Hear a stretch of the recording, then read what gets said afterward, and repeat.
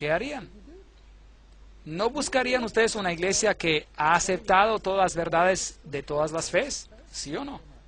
¿No buscaría por una iglesia que en la Biblia, que hace todo de acuerdo a la Biblia en sus doctrinas, por lo menos según en sus doctrinas, todo en acuerdo con la Biblia? No mira a individuos, porque individuos no son de confianza. Usted debe mirar a la Biblia y a cuál es la enseñanza oficial de esa iglesia, por ejemplo.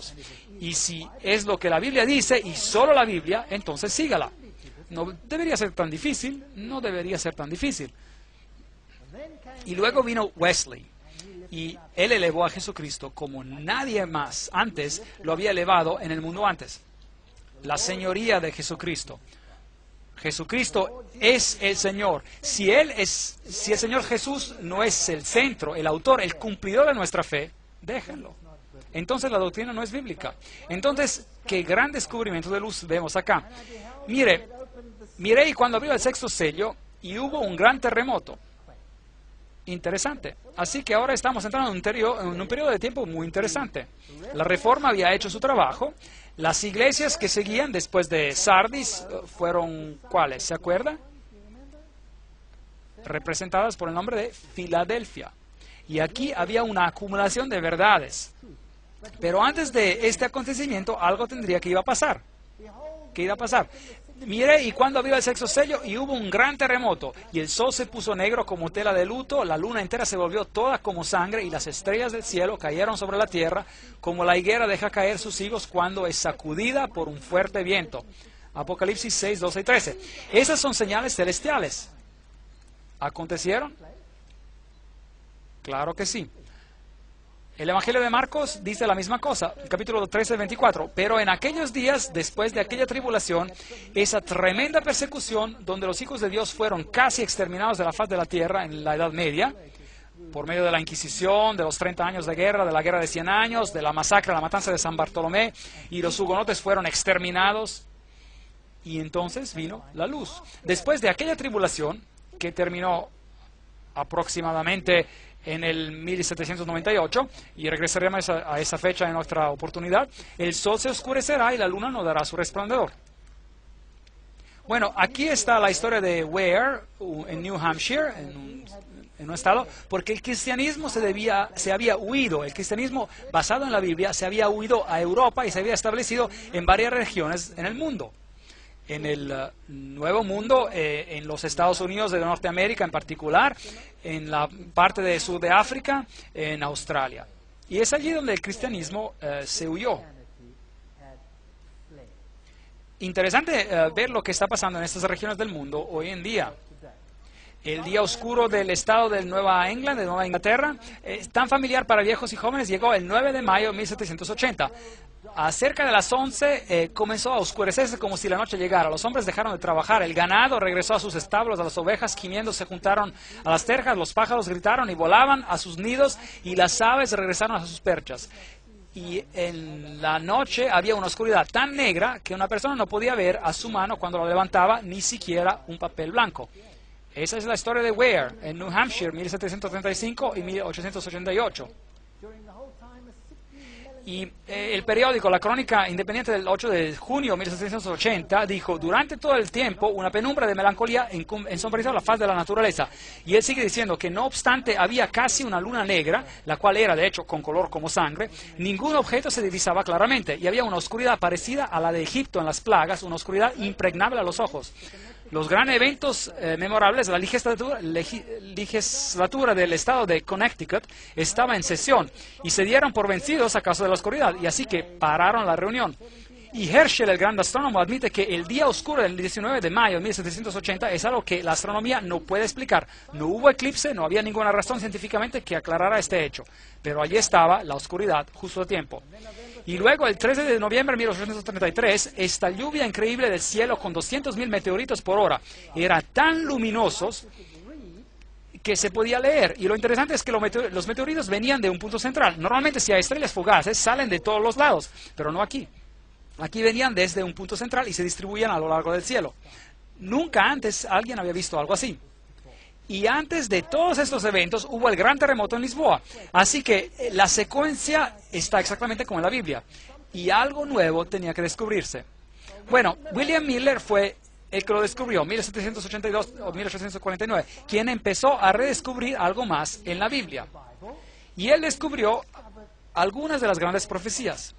En 2300 días el santuario será purificado. Y él calculó los días y descubrió la maravillosa profecía mesiánica de Jesús y de la purificación del santuario. Y él pensó, increíble, ¿significa esto que Jesús viene otra vez? Y él empezó a predicar que Jesús regresaría en 1844, porque él pensaba que la purificación del santuario quería decir la purificación de la tierra. Pero por supuesto Jesús no regresó en 1844. Así que en el 1840 había un grupo de creyentes que se llamaban adventistas. Ahora, estos no eran los adventistas del séptimo día. Ellos eran adventistas, personas que creían en el pronto retorno de Cristo. Y venían de cada denominación cristiana en estas áreas. Había bautistas, metodistas, presbiterianos, de todo tipo. Y ellos participaban. Más de 200 ministros de las varias denominaciones creyeron en estos estudios y que hicieron resucitar a las profecías nuevamente. Pero por supuesto no ocurrió, Jesús no regresó, pero por lo menos lo que ocurrió abrió la esperanza para la segunda venida. Y William Miller es el portavoz para el restablecimiento de la profecía y el rol de la profecía en la historia cristiana. Así que todas estas grandes verdades regresaron al pensamiento cristiano. Y luego, por supuesto, hubo una restauración final que tenía que ocurrir embarcando a todas las verdades. La ley de Dios, las doctrinas sobre la muerte y el infierno y todas estas cosas. ¿Cómo debemos vivir? ¿Cuáles son los parámetros que Dios requiere de nosotros? Todas estas cosas tenían que ser restauradas, porque seguramente Dios no terminaría este proceso sin que la luz resplandezca sobre su pueblo para abrir todas las verdades que se habían perdido. La verdad tenía que ser restaurada.